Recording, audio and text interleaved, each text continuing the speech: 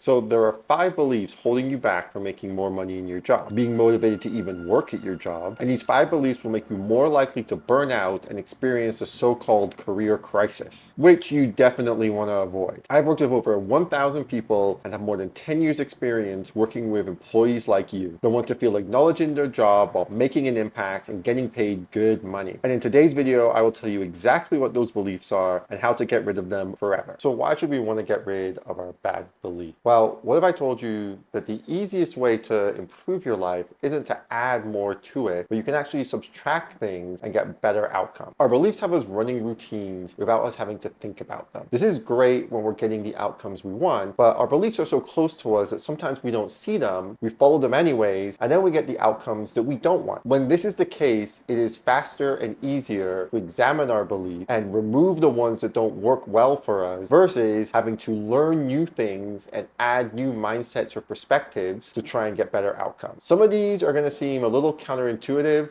but let's get into it. The first belief that you need to get rid of is that you don't need to be coached. This is a overconfidence bias. When we're teenagers, this is really useful because it helps us go from being a little kid that needs help with everything to an adult that can do things on their own. There's a point in our lives where that overconfidence is really key to our development and learning new things. But when you get to a job and that's your attitude, it can be working against you. Adults like to work interdependently, meaning they need people for some things, they don't need people for other things, and then they figure it out all together. That's the reason companies hire people. So how do you get rid of this belief? Well, the only way is to constantly be open to and receive feedback and then put that feedback into action. I know it sounds hard, but I can guarantee you that the results you're going to get from doing this are going to be well worth it. Patrick Mahomes is one of the greatest quarterbacks that's ever played the game of football. He's won 3 Super Bowls and 2 season MVPs. And when asked why he is able to perform at such a high level, he says it's because he always demands to still be coached hard. So if the guy who is the best at his job, at one of the hardest jobs in the world, is still asking his coach to point out his mistakes and tell him how he can do better, then I think if you're going to be starting a new job or early in your career, you should probably adopt a similar mindset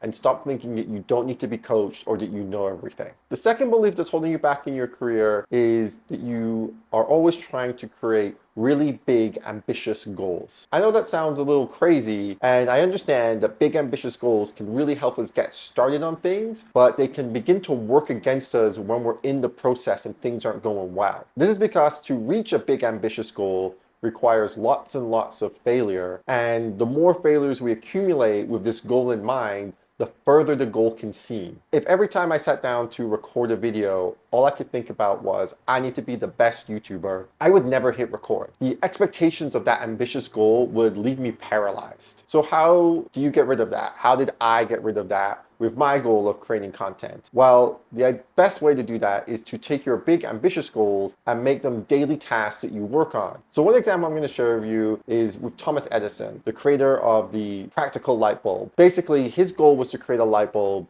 that was cheaper than buying candles. This was a huge goal at the time, and it was so ambitious that as his team began working on it and failing, they began to lose faith in it was even possible. The goal was too ambitious, and at the time, his team was ready to quit. So Edison had to change his approach and create a new goal for the team, which was simply to test different filaments every day, watch them fail, and eliminate them. This was a much easier goal for the team to do, and by focusing on simply testing and eliminating, they were able to make really great progress and not feel like they were failing, because failing was part of the goal. In fact, to invent the light bulb, the incandescent bulb that we're all familiar with, his team had to fail 2,774 times. So it was really important that the failure became part of the goal, so they didn't feel like they were moving further away from their goal every time they failed, but they were actually moving closer to their goal every time they failed. The third is that the training you get from your job should make you ready for anything you encounter in your job. I saw this a lot with lots of younger early career employees who say that they were never trained for something, but what they really mean is they never experienced something. Good training is first and foremost about skills. That's what the training is for, is to give you skills. Then you need to go out, test those skills, gain some some experience from it, see what was successful and wasn't successful, and then use that feedback to be better the next time. I've never done this before is obviously the reason that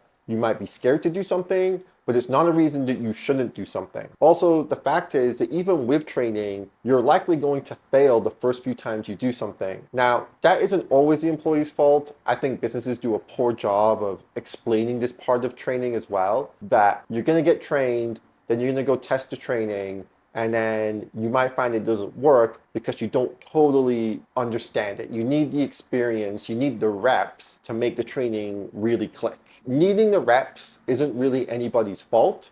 It's necessary for things to work. So how do you fix this? Just remember, training does not prepare you for every scenario. That would actually be useless training because you'd have to remember more than it's possible to remember. I've seen this type of training being done before, and what usually ends up happening is the person that's received the training just ends up being a deer in the headlights because instead of developing the skills they need to handle unexpected situations, they're just trying to do the correct series of steps instead of relying on the skills they have to guide them towards the correct answer. Just make sure you're always getting feedback on both good and bad experiences you're having after you've received your training. Fourth, you should be treated the same as everyone else. This is wrong. You should be treated fair, but not the same. As a manager, I was kind of pro favoritism. If someone's creating more value, then I'm going to reward them with more autonomy, opportunity, and even pay. To me, that's a fair system because even though two people can be doing the same role, they're not doing the same role exactly the same. One of them is bringing more value to it, and as a result, that person should be treated differently. Athletes that play the same position are not paid the same, and actors are not paid per line of dialogue, they say.